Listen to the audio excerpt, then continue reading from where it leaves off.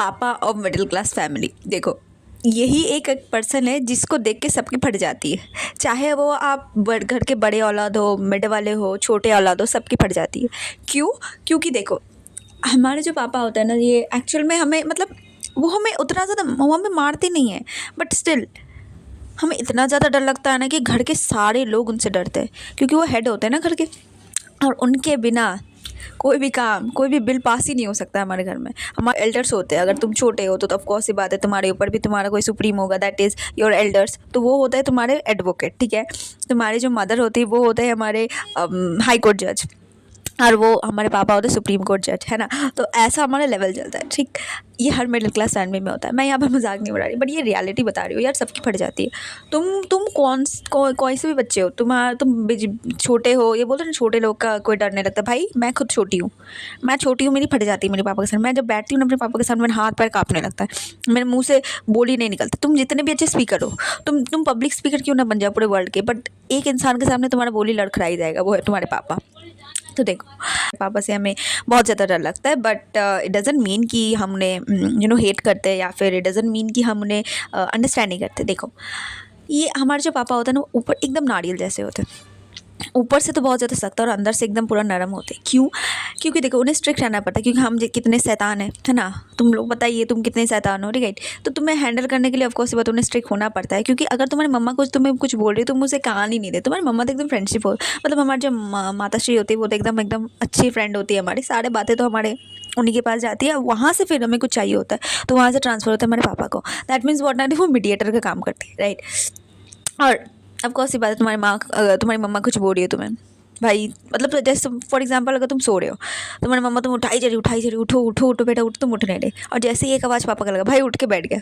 तो ये होता है एक्चुअल में दबदबा होता है, एकदम खौफ बना होता है। बट क्या रियलिटी बताती हूँ कि हमारे जो पापा होते हैं वो बहुत ज़्यादा प्रोटेक्टिव होते हैं। क्योंकि देखो अगर तुम एक गर्ल हो तो तुम्हारे तो सबसे बड़ा प्रोटेक्टिव, तुम्हारा सबसे बड़ा बॉडी गार्ड तो तुम्हारे पापा ही होते हैं। क्योंकि हर जगह कहीं भी जाना होता है, कहीं कुछ भी करना होता है, तो तुम अपने पापा को ही सबसे पहले बोलते हो। तो इज़ काइंड ऑफ प्रोटेक्टिव, है ना। नाउ यू विल से कि बॉयज़ के लिए नहीं आता, ऐसा होता है। तो देखो यार बॉयज़ के लिए ऑफकोर्स सी बात है, मैं समझती हूँ कि छोटे से बॉयज़ लोगों को क्या किया जाता है कि वो लोगों को बोल दिया जाता है, मतलब वो लोग को अकेले ही छोड़ दिया जाता है। बट बॉयज़ होते भी वैसे नटखट, है ना। बचपन से ही वो लोग थोड़े अनकंट्रोलेबल होते हैं। लड़कियों को कंट्रोल कर सकते हैं, but at the same time boys को नहीं कंट्रोल कर सकते, वो इधर उधर भागते रहते थे। तो वो खुद को बहुत ज़्यादा स्मार्ट समझ लेते हैं। But at the same time जब वो भी फंसते हैं ना, तो उनका प्रोटेक्टर का काम उनके पापा ही करते हैं। मानते हो कि नहीं मानते हो ना। एक चीज़ और, हार्ड वर्किंग, भाई दिन रात देख करके मेहनत करते हैं। बट एक बात बताती हूँ, तुम्हारे पापा अगर पूरा दिन मेहनत करते हैं और रात को जब भी आते हैं घर, तो उस टाइम में ना आप एक्चुअल में उस टाइम में अगर वो थोड़ा सा गुस्सा हो गया, अगर थोड़ी छोटी छोटी बात में, देखो हमारे पापा का 3 हमारे मूड होते हैं हमारे पापा के। फर्स्ट एकदम बेकार वाला, उस दिन तो मतलब यार किसी न किसी की लगेगी। सेकेंड बहुत ही अच्छा वाला, तो वो बहुत ही रेयर होता है। और एक मॉडरेट वाला।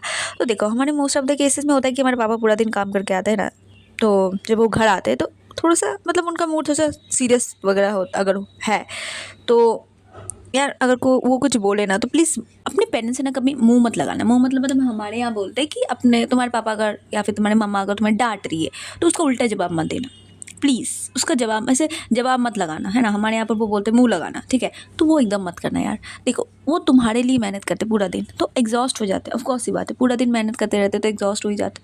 तो तुम्हारी मम्मी या फिर पापा को डांट देते हैं ना, देखो मम्मी हमारी कुछ बोलती तो हम वैसे भी उड़ा देते हैं हमारा ऐसे बाद में। अभी क्या कुछ मम्मी बोली, उसका आधा घंटा बाद वो फिर से हमें डांटने लगती है, तो हम उनके बात पर उतना केयर नहीं करते, उनके बात में सीरियसली नहीं लेते। बट देखो जब भी हमारे पापा हमें डांटते हैं ना, तो हमारे आंखों से आंसू निकल ही जाता है। तो आप कहीं कोने में बैठ के रो लो, बट एटलीस्ट अंडरस्टैंड करो कि वो क्या बोलना चाहते हैं, वो क्या चाहते हैं, ठीक है। वो चीज़ एक बार अंडरस्टैंड करो, राइट।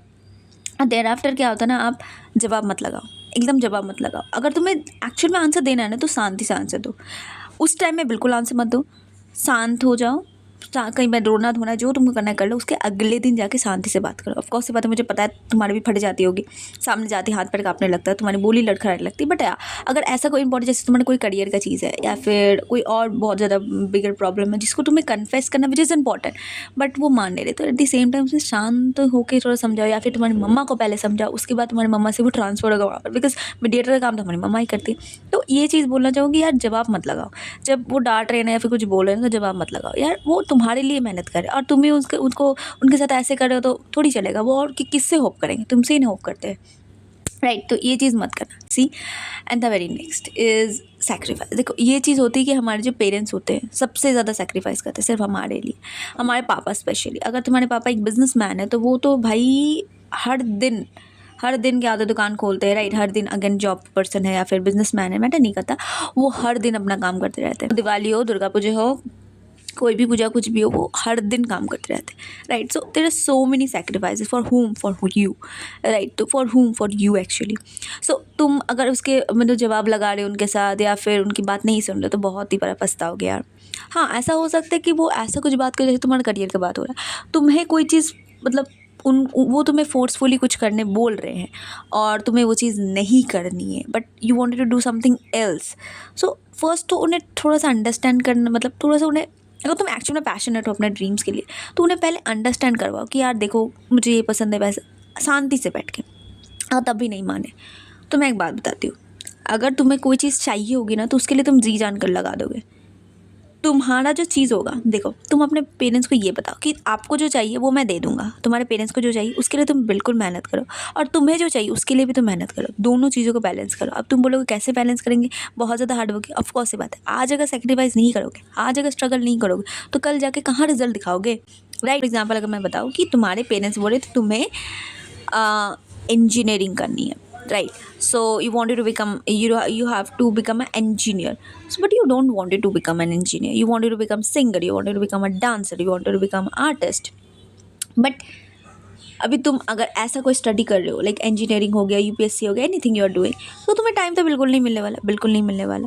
पूरा दिन तुम्हें पढ़ना ही पड़ेगा। But at the same time देखो, जब तुम कोई भी काम ऐसा पूरा दिन कोई ऐसा काम करो जो तुम्हें उतना ज़्यादा पसंद नहीं है, तुम पूरा दिन कर रहे हो और फिर लास्ट में जाके तुम्हारा फेवरेट काम कर रहे हो। फॉर एग्जांपल तुम पूरा दिन बेकार खाना खाए और शाम को जाके कहीं एकदम मस्त एकदम चटोरा सा खाना खा लिए, मूड एकदम फ्रेश हो जाता है ना। तो ऐसे ही पूरा दिन आप ऐसा काम करो, पूरा दिन वो काम करो जो तुम्हारे पेरेंट्स एक्चुअली में तुम्हें बोल रहे करने, और यदि लास्ट में तुम अपना ड्रीम्स को देखो, अपना पैशन को देखो, अपना हॉबी को देखो जो तुम्हें एक्चुअली में पसंद है।